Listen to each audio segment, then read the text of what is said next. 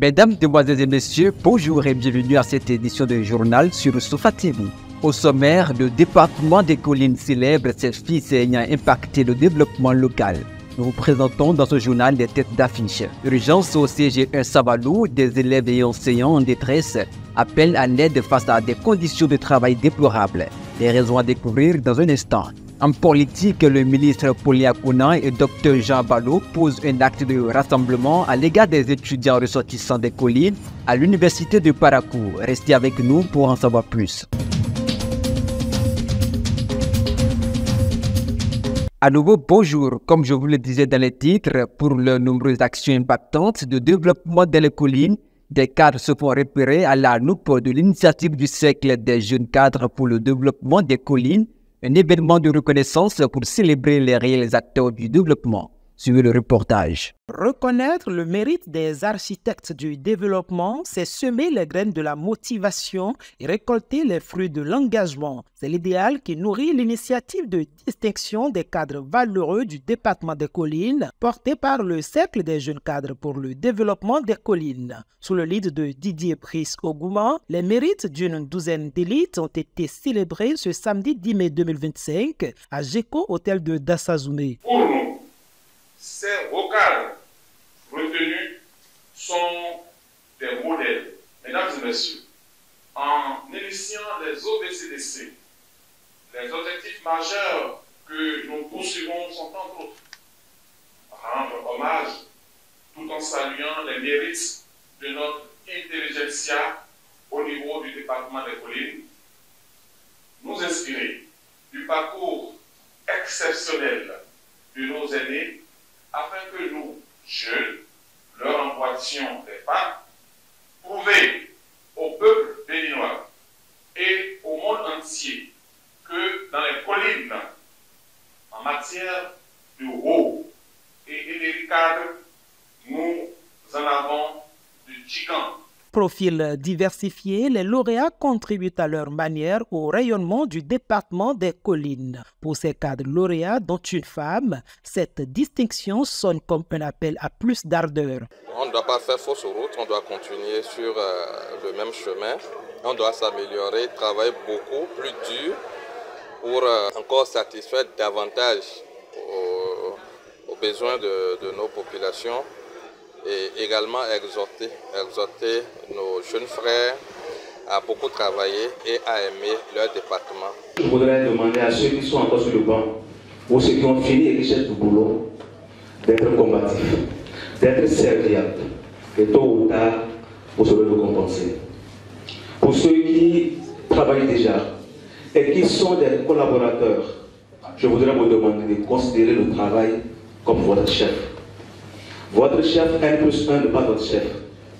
Celui que vous devez respecter, c'est votre travail. L'initiative du Cercle des jeunes cadres pour le développement des collines, qui fait son petit bonhomme de chemin malgré les embûches, est diversement saluée par les invités venus soutenir les lauréats.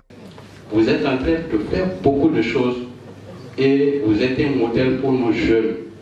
Donc, nous devons suivre au pas. Et que ces moments, c'est des moments qu'il faut promouvoir.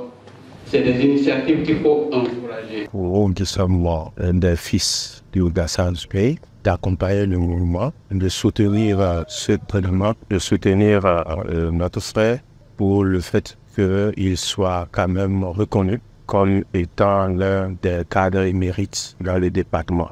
Il devient encore en même temps une école et donc une référence pour la jeunesse, afin de quand même d'emprunter ses pas. C'est une bonne initiative de la part de ceux qui l'ont organisé, donc j'en suis vraiment ému. Les récipiendaires sont repartis avec une médaille d'honneur, un trophée, un écusson et une lumière en signe de reconnaissance de leur mérite. Pour avoir tenu le pari d'une organisation parfaite, le Cercle des jeunes cadres pour le développement des collines vient matérialiser sa vocation de révéler les chevilles ouvrières du développement du Bénin.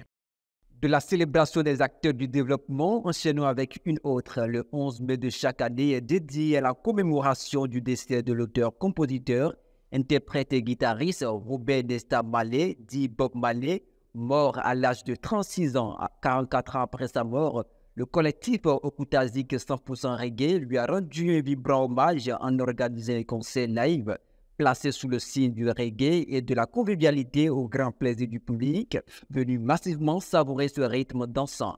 Félix Agossa, président de l'événement, et Janvier Obagou, premier adjoint au maire de Dassa, au micro de Mac Wissé et Wilfried Anagonou. Vous savez, le rythme reggae, c'est un rythme que j'adore beaucoup.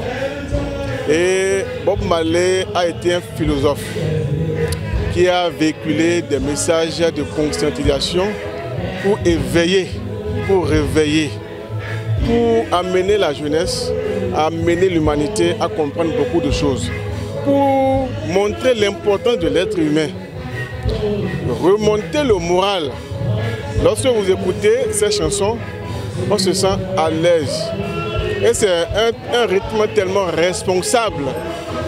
Vous voyez le tempo, vraiment, il faut que aujourd'hui qu'on puisse lui rendre cet hommage. Si vous remarquez un peu dans l'échiquier de la chanson reggae au niveau national, vous allez voir que les plus grands reggaeman du Bénin sont issus de cette région-là. Je peux citer Razwawa, Sabanazer et j'en passe. Donc, on est en terrain conquis. À Cotonou, Lise Cotine a brillamment célébré les retraités à travers les trophées Aja, des retraités rendant hommage à ceux qui ont consacré leur vie au service de la nation. Anciens agents de l'administration publique et du secteur privé, ces héros du quotidien ont été honorés pour leur dévouement, souvent exercé dans l'ombre. Compte rendu.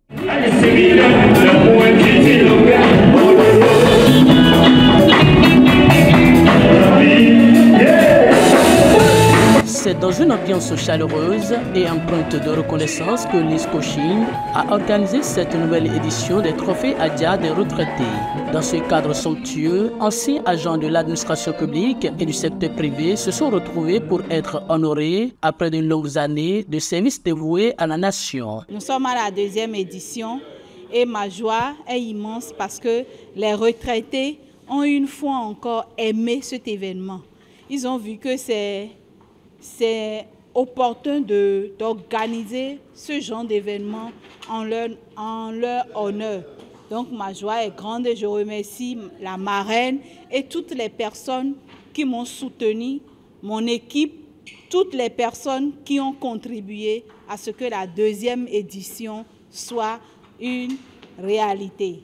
Un moment fort en émotion placé sous le signe de la gratitude. Pour la marraine de l'événement, cette cérémonie est bien plus qu'un hommage symbolique. C'est une reconnaissance méritée pour ceux qui ont sacrifié leur vie au travail, souvent dans l'ombre, avec courage et abnégation. Cet événement, empreint de fort symbolisme, est par ailleurs ma première cérémonie de distinction de retraité dont on m'a sollicité pour que je sois la marraine.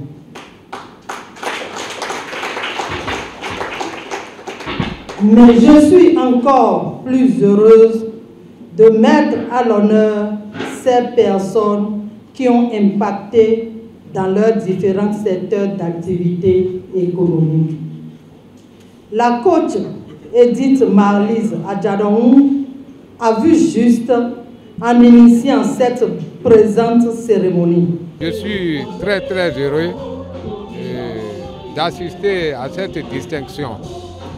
Et ce que j'ai retenu de ce soir est que, comme l'a dit les dames tout à l'heure, il faut que la prochaine édition, on invite les jeunes à venir soutenir les retraités et écouter leurs conseils.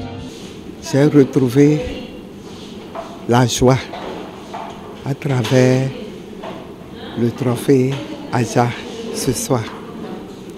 Et ça me rebooste à aller encore de l'avant. À travers cette initiative, L'ISCOCHIN entend insuffler un nouvel élan de considération envers les retraités, véritables piliers de notre société. Parlons à présent de l'éducation. Au CGE Sabanou, l'angoisse s'installe face à des infrastructures dégradées qui menacent l'avenir des élèves. Entre fenêtres brisées et salles à l'abandon, le collège, autrefois fier de son statut, appelle à l'aide pour sauver l'éducation des quarts de demain. Les enseignants et les élèves, unis dans leur détresse, lancent un cri de cœur aux autorités locales. Reportage. Avec des salles décoiffées, des fenêtres détériorées depuis quelques moments, le CGE1 Sabalou, collège de référence de la commune, reflète désormais une image peu qualifiable et répond de moins en moins aux conditions de travail viables des élèves et des enseignants. Sous des menaces de retrait, de centre des examens à cet effet, le directeur de l'établissement expose l'état des lieux. Il faut reconnaître que le CGE1 Sabalou est victime de son âge. Les salles de classe sont endommagées et une première fois, le 19 février 2024. Et ces salles décoiffées se sont aggravées par la tornade du 20 mars 2025.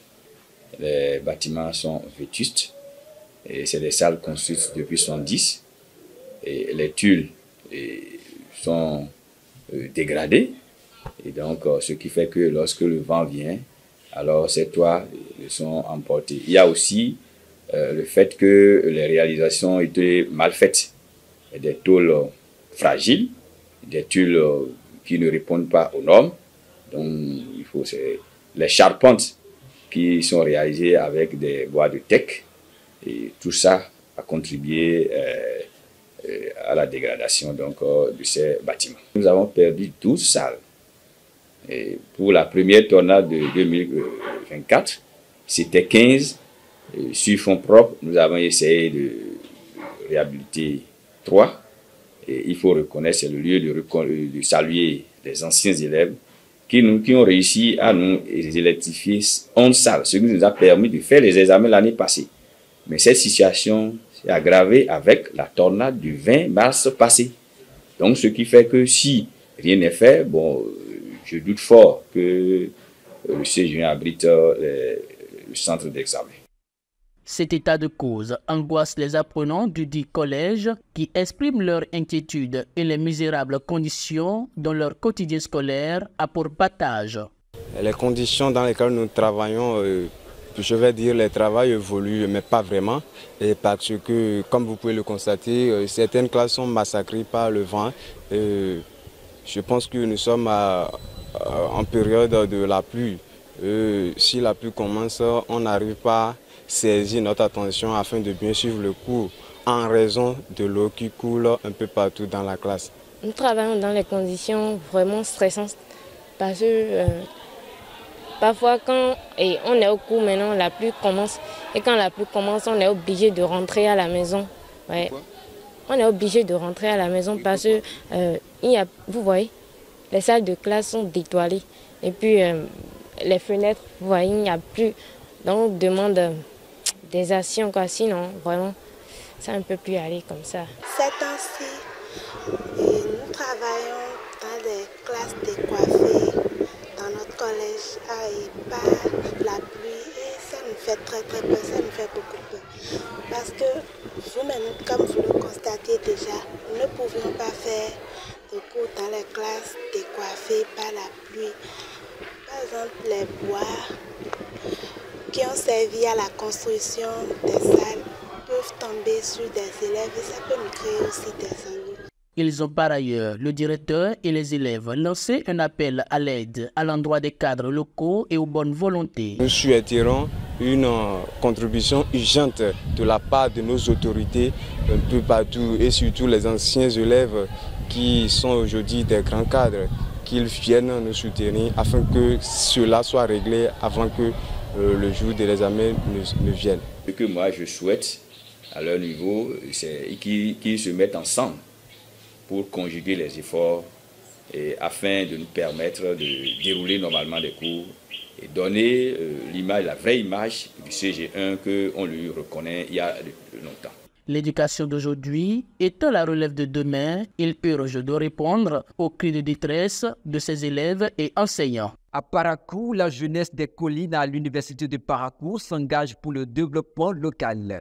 Sous l'égide du ministre Paulin Akonan et du docteur Jean Ballot, les étudiants ont répondu présents pour rappeler leur rôle essentiel dans l'avenir de leur région. Écoutons à propos Dr Jean Ballot, l'un des initiateurs de cette rencontre. Le ministre Akonan et moi-même appartenons à une génération d'hommes politiques qui s'efforcent à donner un sens pratique au développement des collines en particulier et celui donc de la nation en général.